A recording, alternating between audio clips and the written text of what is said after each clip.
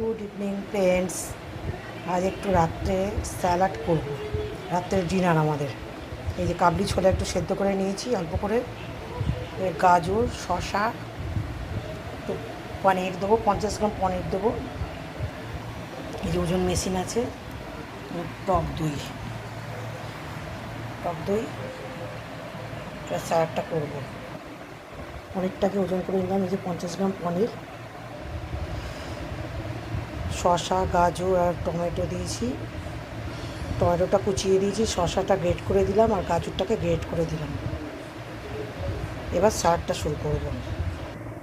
কাবলি ছোলাটাকে দিয়ে দিলাম,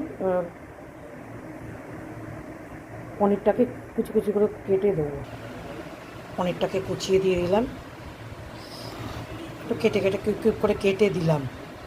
এবার একটু গোলমরিচের গুঁড়ো দেবো, দই দেবো, সব দিয়ে দই দিলাম। এবার চাট মশলা, বিটনুট আর গোলমরিচের গুঁড়ো দেবো, সবগুলো দিয়ে দিলাম। এবার মিক্সড করে দেবো। রাতে পুরো ডিনার আমাদের, এটা আমি 4 জনের জন্য করছি।